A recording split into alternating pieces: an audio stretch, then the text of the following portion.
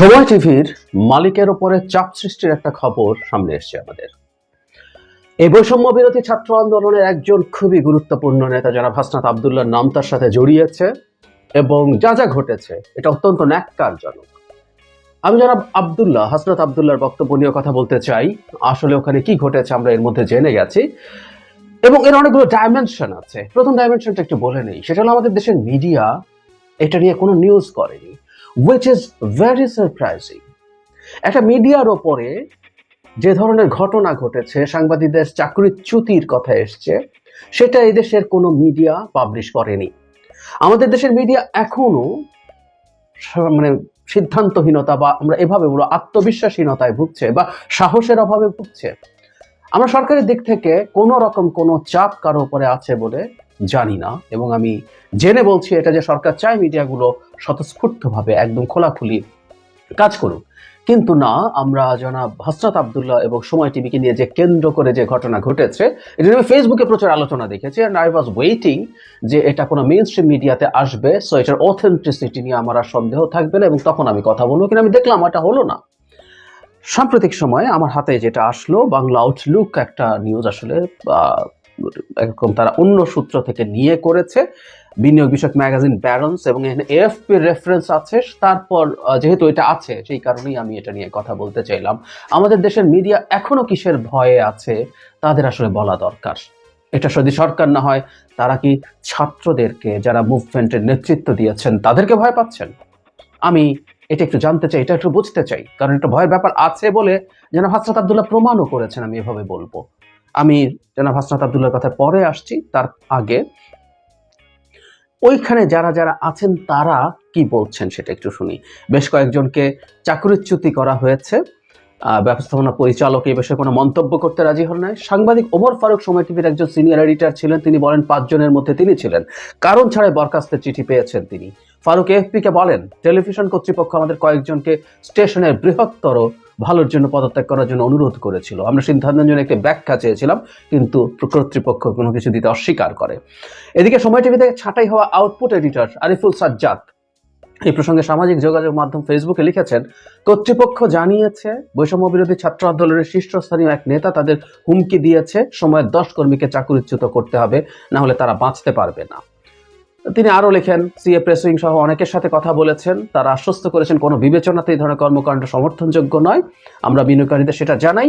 তারপর রবিবার city group ওই তালিকা থেকে 5 কর্মীকে ফোন কোনো কারণ দর্শানো ছাড়াই চাকরিচ্যুত করার সিদ্ধান্ত নেয়। আমি আর বাকি অংশ আমার জন্য জরুরি না, তারা কেউ কেউ কি কাজ করেছেন সেগুলো বলেছেন। প্রতিবেদনে বলা হয়, আমি এই প্রতিবেদনে হাসনাত আবদুল্লাহর অংশে আসছি। বৈষম্য বিরোধী ছাত্র আন্দোলনের আহ্বায়ক হাসনাত আবদুল্লাহ গত 17 ডিসেম্বর প্রায় 15 থেকে 20 জন শিক্ষার্থীকে নিয়ে সময় টেলিভিশনের বিনিয়োগকারী সিটি গ্রুপের অফিসে যান। হাসনাত এএফপিকে বলেন, আমার মন্তব্য নিয়ে সময় টেলিভিশন প্রোপাগান্ডা ছড়াচ্ছিল এবং একটি পতিত রাজনৈতিক দলের মতামতকে স্থান দিচ্ছিল। হাসনাত বলেন, আমরা সংবাদপত্রের স্বাধীনতা কট্টর সমর্থক, কিন্তু সংবাদপত্রকে অবশ্যই নিরপেক্ষ থাকতে হবে। তিনি দাবি করার ক্ষেত্রে কোনো সমস্যা দেখেন না, কিন্তু সাংবাদিকদের বরখাস্ত করার তালিকা হস্তান্তরের বিষয়টি তিনি প্রত্যাখ্যান করেন। আমি হাসনাতের এই জায়গাটা আবার পড়ি, ভীষণ রকম সমস্যা আছে তার এই মন্তব্যে। আমি জানি না হাসনাত বিবেচনা করে দেখেছে কিনা যে তিনি কি বলেছেন, নাকি তিনি ভেবেছেন এটা নিয়ে নিউজ হবে না। উনি বলছেন, হাসনাত এএফপিকে বলেন, আমার মন্তব্য নিয়ে সময় টেলিভিশন প্রোপাগান্ডা ছড়াচ্ছিল এবং একটি পতিত রাজনৈতিক দলের মতামতকে স্থান দিচ্ছিল।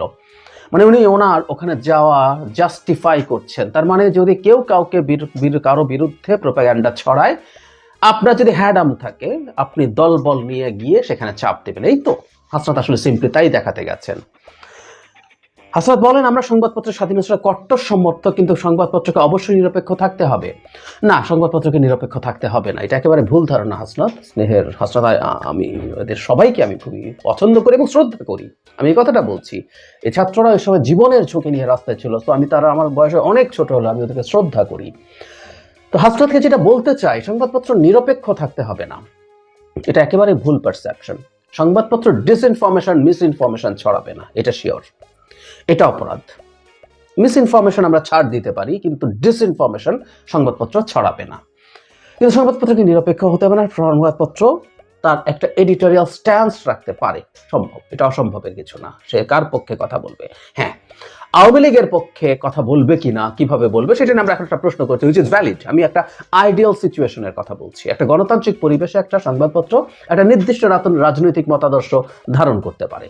হ্যাঁ, এই আওয়ামী লীগের সমর্থন করা, আওয়ামী লীগকে সমর্থন করা, একটা মাফিয়া রেজিমকে সমর্থন করা একটা ডিফারেন্ট ডিসকাশন, ডিফারেন্ট সিচুয়েশন, সেটা নিয়ে প্রশ্ন করতে পারি।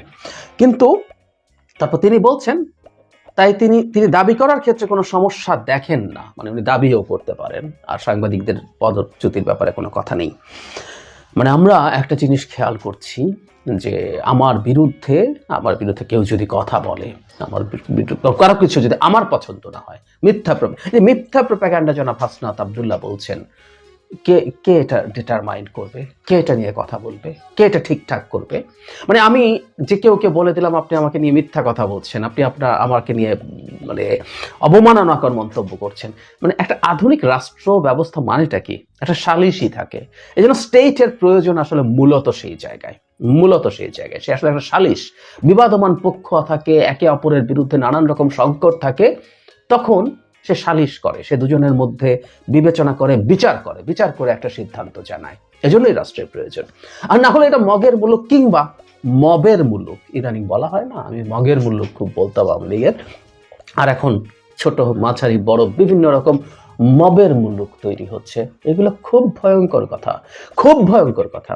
জনাব হাসনাতের সাথে আমি একটা শোতে, জনাব খালেদ মহিউদ্দিনের সাথে ছিলাম, হাসনাতকে আমি সেখানে সেই শোতে বলেছিলাম, তারা যখন এগুলো করেন তারা দিনের শেষে এই সরকারের ক্ষতি করেন, যে সরকার পেরে উঠছে না, এই সরকারের নিয়ন্ত্রণ নেই, ফলে তারা বিভিন্ন জায়গায় নানান সালিসিতে যান, নানান রকম আলোচনা করেন, নানান মধ্যস্থতার চেষ্টা করেন, এবং অনেক ক্ষেত্রে নানান রকম পদক্ষেপ নেওয়ার চেষ্টা করেন।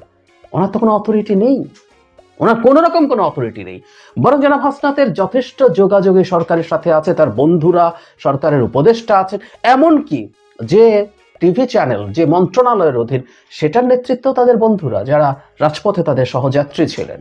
কোনো অভিযোগ যদি থাকে কি ব্যবস্থা নেওয়া, সেটা তারা নিতে পারেন। সময় টিভি নোংরা একটা টেলিভিশন চ্যানেল ছিল, কোনো সন্দেহ নাই। আমাকে যারা রেগুলারলি শোনেন তারা জানেন, আমি বলেছি যে এই চ্যানেলে আমি কোনোদিন, এবং 71 দুটো চ্যানেলের সিদ্ধান্ত নিয়েছিলাম কোনোদিন টকশো করতে যাব না। ইদানিং যাচ্ছি, ইদানিং তারা আমাকে ডাকছেন।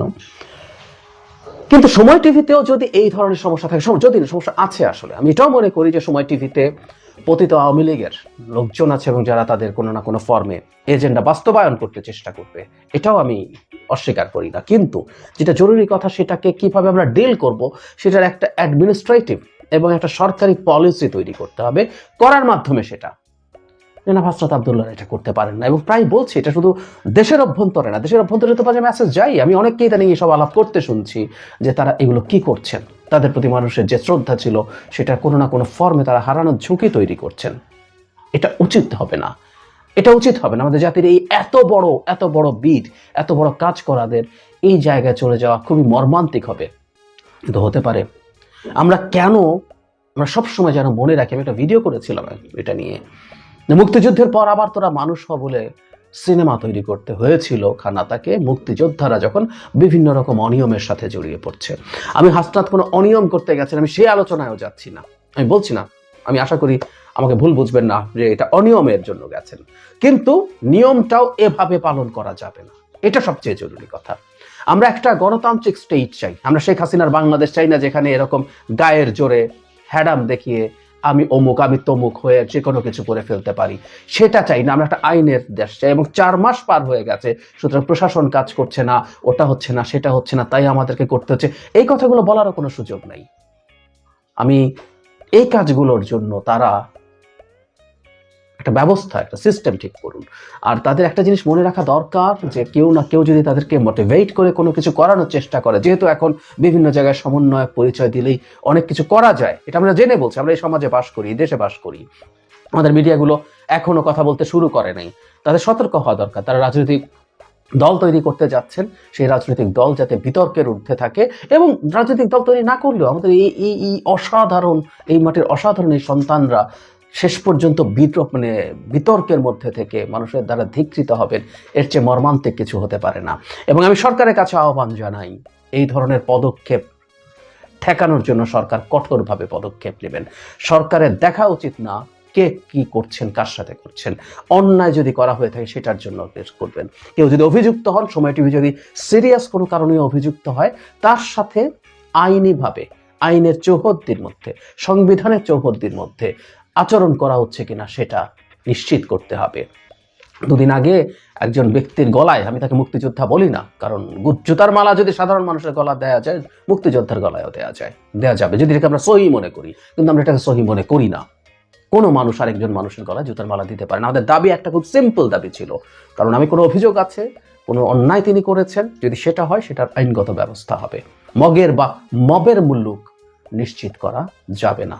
সরকারকে সতর্ক হওয়া খুব জরুরি, এবং কিছু দৃষ্টান্তমূলক ব্যবস্থা যদি না নেওয়া হয়, এগুলো আসলে চলতেই থাকবে।